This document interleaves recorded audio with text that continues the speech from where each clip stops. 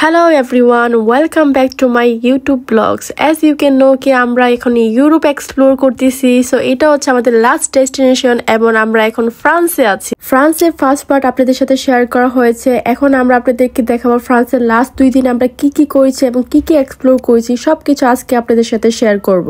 আমরা early morning ঘুম থেকে উঠে রেডি হয়ে বের হয়ে গিয়েছি যাতে পুরোটা দিন আমরা এক্সপ্লোর করতে পারি, ঘুরে ঘুরে পুরোটা ফ্রান্স দেখতে পারি। সো পুরোটা ফ্রান্স তো এক্সপ্লোর করা সম্ভব না এত অল্প সময়ের মধ্যে, তারপর ট্রাই করেছি আমরা যতটুকু পসিবল আমাদের দ্বারা সবকিছু এক্সপ্লোর করে দেখার। সকাল সকাল আমরা চলে যাচ্ছি একটা বাঙালি স্ট্রিটে, ওখানে বাঙালি খাবার দাবার পাওয়া যায়। সো খাওয়া দাওয়া শেষ করে আমরা এক্সপ্লোর করব, আমরা ঘুরে দেখবো ফ্রান্সের যে ইম্পর্টেন্ট জায়গাগুলো রয়েছে ওইগুলো। তার জন্য আমরা ফার্স্টে ট্রেনে উঠে গেলাম। ট্রেনে করে আমরা যাচ্ছি হচ্ছে বাঙালি স্ট্রিটে কিছু খাওয়া দাওয়া করার জন্য।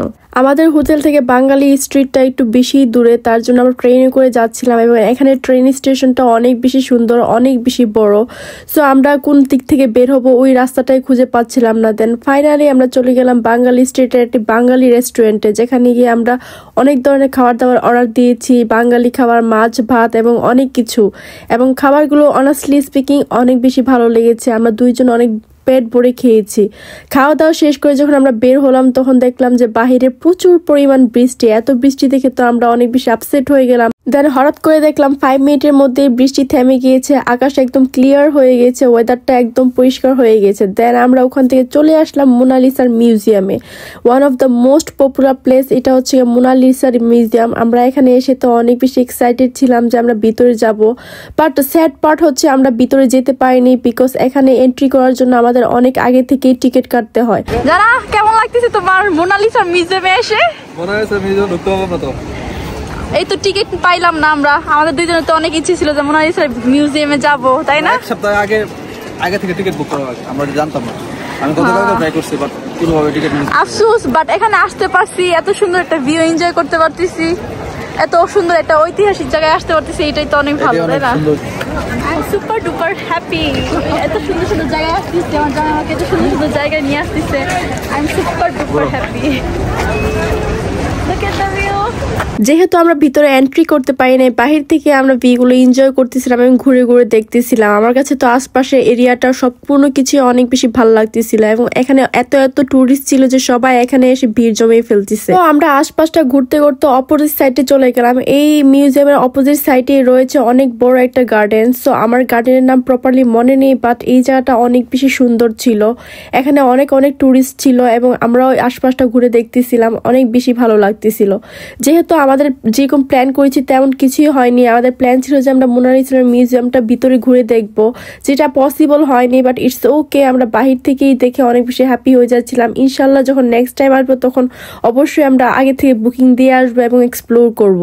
এবং এই গার্ডেনটা এত বড়, এত সুন্দর, যেটা বলার বাহিরে। আমরা তো ভিতরে গিয়ে অনেকক্ষণ টাইম স্পেন্ড করলাম, বসেছিলাম, কিছু খাওয়া দাওয়া করলাম। এই গার্ডেনের আশপাশটা ঘুরে দেখার সময় একটা ইন্টারেস্টিং জিনিস দেখতে পেলাম, যেটা হচ্ছে এই জ্বলন্ত বল। এটা অ্যাকচুয়ালি রিয়াল একটা বল এবং এটা নিচ দিয়ে একদম রিয়েল ফায়ার ধরতেছিল, যেটা দেখতে অনেক বেশি ইন্টারেস্টিং লাগতেছিল।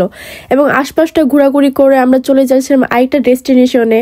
আমরা যেদিকেই যাচ্ছি না কেন 5 মিনিট 2 মিনিট পর পর হুট করে বৃষ্টি নামতেছিল এবং হুট করে বৃষ্টি থামেও যাচ্ছিল, যেটা দেখতে অনেক বেশি এক্সাইটিং লাগছিল আমার কাছে। অ্যাকচুয়ালি আমি অনেক বেশি এনজয় করতেছিলাম এই ফ্রান্সের ওয়েদারটা। এই ফ্রান্সের ওয়েদারের প্রেমে পড়ে গিয়েছে আমি। বৃষ্টি পড়লেও তারপর অনেক বেশি হ্যাপেনিং এই ওয়েদারটা। এবং আমরা হাঁটতে হাঁটতে চলে যাচ্ছিলাম আরেকটা জায়গায়, যেটা হচ্ছে আলেকজান্ডার ব্রিজ দেখার জন্য, যেটা আমি অনেক দেখেছি আমার ফোনের রিলসের মধ্যে। সো আমার অনেক ইচ্ছা ছিল যে আমি আলেকজান্ডার ব্রিজ দেখবো। সো আমরা ওই গার্ডেন থেকে হেঁটে হেঁটে যাচ্ছিলাম আলেকজান্ডার ব্রিজের দিকে। এবং আশপাশে যে স্ট্রিটগুলো রয়েছে অনেক বেশি সুন্দর এবং দূর থেকে এই যে ফ্রান্সের আইফেল টাওয়ারটা দেখা যাচ্ছিল। আইফেল টাওয়ারের অন্যরকম একটা ক্রেজ রয়েছে ফ্রান্সের মধ্যে। সো যারা এখানে আসে না কেন তারা আইফেল টাওয়ারের ভিউটা অনেক বেশি এনজয় করে। ইভেন আমরা অনেক বেশি এনজয় করতেছিলাম দূর থেকে আইফেল টাওয়ারটা দেখে। সো আমরা হাঁটতে হাঁটতে চলে আসলাম আরেকটা ডেস্টিনেশন, এখানে রয়েছে প্যালেস। সো আমরা যেদিকে যাচ্ছি না কেন এক একটা ডেস্টিনেশন দেখতে পারতেছিলাম, এক একটা ভিউ দেখতে অসাধারণ সুন্দর লাগতেছিল। সো যেহেতু আমাদের নেক্সট ডে ফ্লাইট রয়েছে, আমাদের কাছে শুধু একদিনই সময় রয়েছে, সো আমরা সবকিছু প্রপারলি এক্সপ্লোর করতে পারতেছিলাম না। আমাদের চোখের সামনে যে যে স্পটগুলো আসতেছিল আমরা জাস্ট বাহির থেকেই দেখে এনজয় করতেছিলাম। ফ্রান্স যে এতটা সুন্দর হবে আমি কখনো এক্সপেক্ট করি না। আমরা জাস্ট হেঁটে হেঁটে যাচ্ছিলাম এবং আশপাশের ভিউটাকে এনজয় করতেছিলাম এবং দূর থেকে আইফেল টাওয়ারটা দেখা যাচ্ছিল। এই ভিউটা দেখতে অসাধারণ সুন্দর লাগতেছিল। সো আমাদের যেহেতু একদিন প্ল্যান রয়েছে, সো আমরা ভাবতেছিলাম যে একদিনে যা যা সম্ভব আমরা সবকিছুই ঘুরে দেখবো। বাট তারপরও আমরা অনেক কিছু কভার করতে পারিনি, যেহেতু আমরা 2-3টা কান্ট্রি ঘুরেছি এবং এটা হচ্ছে আমাদের লাস্ট ডেস্টিনেশন। তার জন্য আমরা অনেক বেশি টায়ার্ড ছিলাম। এক হচ্ছে আমরা প্রপার সামারে এসেছি এবং এই সামারের রোদের কারণে আমাদের অবস্থা আরো বেশি খারাপ হয়ে গিয়েছিল।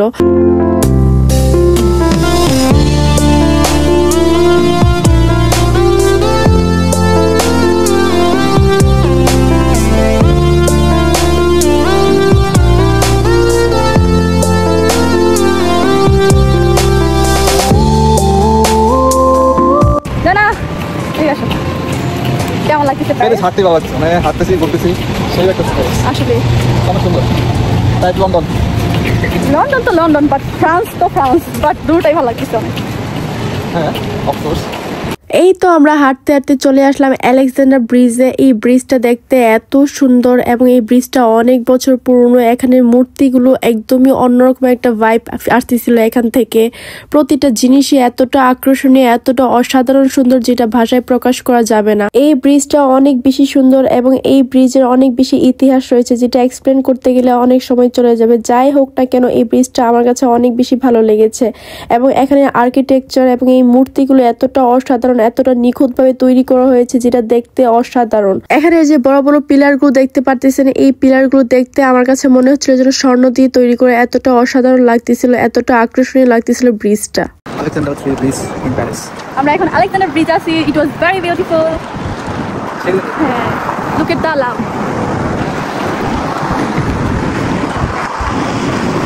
And look at this.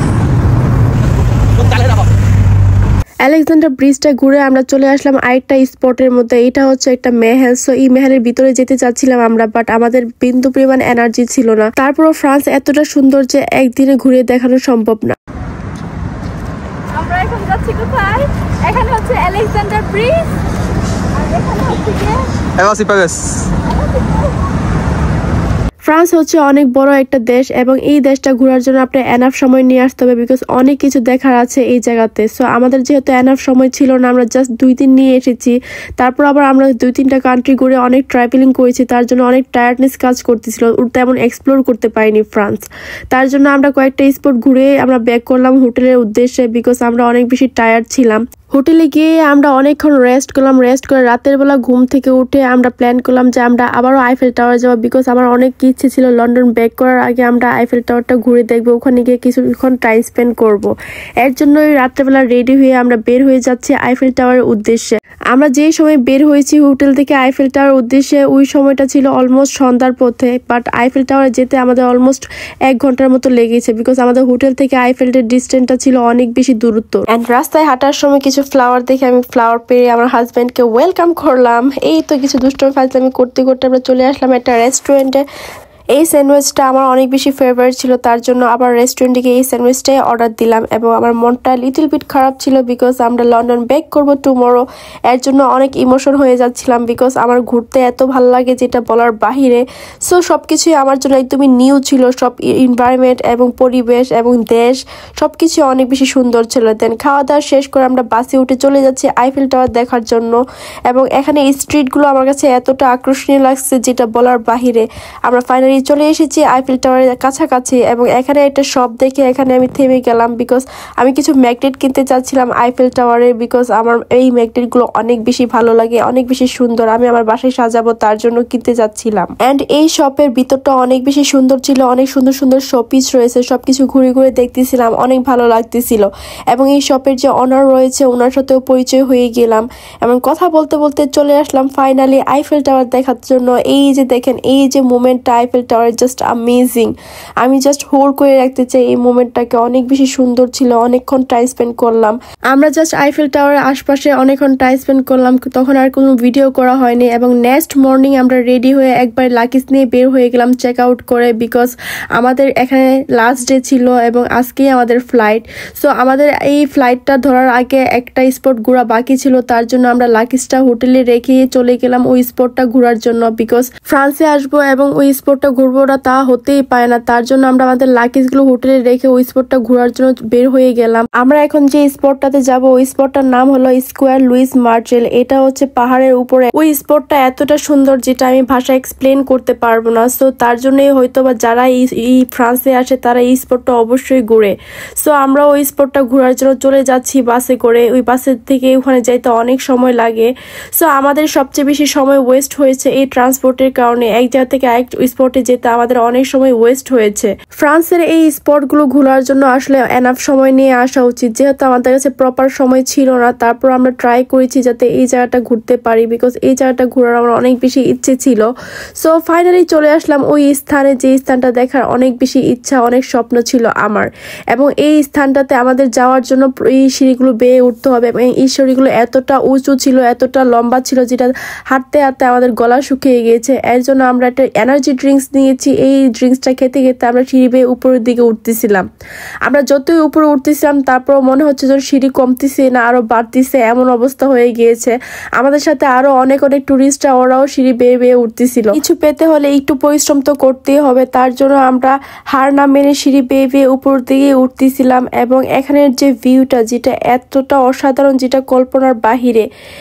এই যে দেখতে পারতেছেন, এটা হচ্ছে একটা মন্দির। এই মন্দিরে খ্রিস্টানরা আসে পূজা করার জন্য, তাদের ধর্মীয় কিছু রিচুয়াল আছে এইগুলো করার জন্য। সো ওইসব সম্পর্কে যেহেতু আমার তেমন নলেজ নেই, আমরা মূলত এসেছি এইখানের থেকে যে ফ্রান্সের ভিউটা দেখা যায় ওইটা দেখার জন্য। মূলত মানুষ এখানে আসে এই ভিউটা এনজয় করার জন্য, বিকজ এখান থেকে সম্পূর্ণ ফ্রান্স আপনি দেখতে পারেন। এই জায়গাটাকে ভালোবাসার সিম্বল বলা হয়। বিভিন্ন কাপড়রা এসে এখানে মান্যত করে এবং তালা দিয়ে লক করে নিজের ভালোবাসাকে সারা জীবনের জন্য লক করে রাখে, যেটা আমার কাছে অনেক বেশি ইন্টারেস্টিং লেগেছে। নিচ থেকে উপরে আসার সময় আমি কখনো এক্সপেক্ট করি নাই যে উপরে এত এত ক্লাউড হবে, এত এত টুরিস্ট থাকবে। এখানে অনেক টুরিস্ট ছিল, বিভিন্ন টুরিস্টরা একমাত্র এই জায়গাটা দেখার জন্য আসছে।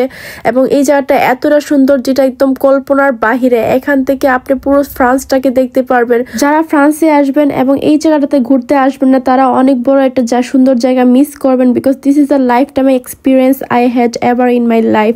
This is amazing view.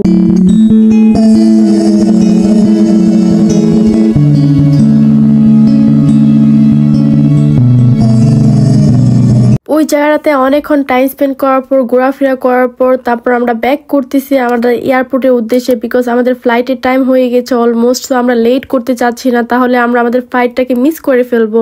So ওই জায়গা থেকে মুভ করে আমরা সিঁড়িতে বেয়ে বেয়ে নিচের দিকে নামতেছিলাম। যেহেতু আমরা অনেক উপরে উঠেছি, তো নিচে নামতে অনেক সময় লাগবে।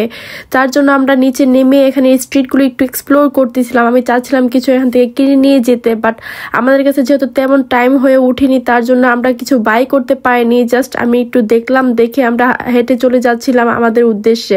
এবং এখান থেকে একটা লোককে দেখলাম, সে দৌড়ে দৌড়ে যাচ্ছে। আমি তো ভয়ে পেয়ে যাচ্ছিলাম। তারপর দেখলাম যে উনি জাস্ট মর্নিং ওয়াক করতে বের হয়েছে। ইট ওয়াজ রিয়েলি ফানি অ্যান্ড আমাদের অনেক বেশি খিদাও লেগেছিল। তার জন্য আমরা চাচ্ছিলাম কিছু খাওয়া দাওয়া করে এয়ারপোর্টের উদ্দেশ্যে রওনা দিতে। তার জন্য আমরা বাংলা স্ট্রিটে চলে গেলাম। ওখানে গিয়ে কিছু বাংলা খাবার অর্ডার দিলাম। বাঙালি বলে কথা, তার জন্য বাঙালি খাবার না খেলে তো আমাদের হয়ই না। সো বাঙালি খাবার দাবার খেয়ে আমরা চলে যাচ্ছিলাম এয়ারপোর্টের উদ্দেশ্যে তাড়াহুড়া করে। দেন আমরা তাড়াহুড়া করে রেলওয়ে স্টেশন চলে গেলাম আমরা ট্রেন ধরার জন্য, বিকজ আমরা চাচ্ছিলাম না যে আমরা আমাদের ফ্লাইটটা কোনো মতো মিস করি।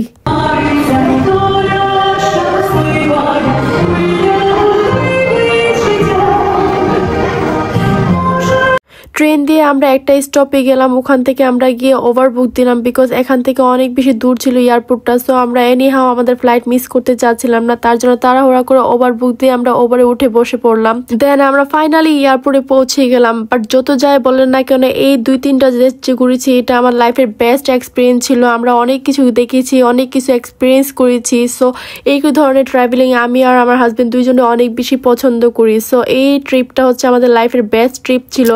সো সো আমরা আরো প্ল্যান আছে যে আমরা ইউরোপের প্রত্যেকটা কান্ট্রি ঘুরে দেখবো ইনশাল্লাহ। আল্লাহ যদি সেই তৌফিক দিয়ে অবশ্যই আপনাদের সাথে সবকিছু শেয়ার করব। ফ্রান্সের এয়ারপোর্টটা এত বড় ছিল যে আমরা সবকিছু ঘুরে ঘুরে দেখতেছিলাম এবং যেখান থেকে আমরা আমাদের ফ্লাইটে উঠবো ওই দিকেই যাচ্ছিলাম হেঁটে হেঁটে এবং ঘুরে ঘুরে সবকিছু দেখতেছিলাম। এখানে সবাই যার যার ফ্লাইটের জন্য ওয়েটিং এরিয়াতে ওয়েট করতেছিল এবং আমরাও এখানে বসে আমাদের ফ্লাইটের জন্য ওয়েট করলাম এবং আমরা এতটা টায়ার্ড ছিলাম তার জন্য আর কোনো ক্লিপস নেওয়া হয়নি। এন্ড ফাইনালি আমরা লন্ডনে ল্যান্ড করলাম। এখান থেকে আমাদের ইমিগ্রেশন ফেস করতে হবে, যেহেতু আমরা ইউরোপ থেকে লন্ডনে এন্ট্রি করেছি অবশ্যই আমাদের ইমিগ্রেশন ফেস করতে হবে। এদিক দিয়ে যাওয়ার সময় আমি ইন্টারেস্টিং একটা পেন্টিং দেখলাম। এটা হলো রানী এলিজাবেথের পেন্টিং। এখানে সম্পূর্ণ পেন্টিংটা এলিজাবেথের পিকচার দিয়ে বানানো হয়েছে, তার জীবনের সম্পূর্ণ পিকচার দিয়ে। এখানে ছোট ছোট যে পিকচারগুলো দেখতেছে সবগুলো হচ্ছে এলিজাবেথের পিকচার। সেই পিকচারগুলো দিয়ে এই বড় পেন্টিংগুলো বানানো হয়েছে, যেগুলো দেখতে অনেক বেশি ইন্টারেস্টিং লাগতেছিল। অ্যান্ড আমরা চলে আসলাম ইউকের বর্ডার দ্যাট মিনস আমরা এখন ইমিগ্রেশন ফেস করবো। ইমিগ্রেশন ফেস করে আমরা বের হয়ে চলে যাব আমরা আমাদের গন্তব্য স্থানে, যেটা হচ্ছে আমাদের ঘর। ইয়েস, আমরা এখন ইউকেতে পৌঁছে গিয়েছি এবং এখানে এসে ইমিগ্রেশন শেষ করে আমরা গ্রেভসে এসে কিছু খাওয়া দাওয়া করলাম, যেহেতু আমাদের বাস আছে। ফাইনালি আমাদের ইউরোপ জার্নি শেষ হয়ে গেল। এখন আমরা আমাদের রেগুলার লাইফে ফিরে যাচ্ছি এবং আপনারা যদি আমার ভিডিওগুলো পছন্দ করে থাকেন অবশ্যই আমার ভিডিওটি লাইক করবেন এবং আমার চ্যানেলটাকে সাবস্ক্রাইব করবেন এবং see you in my next videos. Hope guys like it.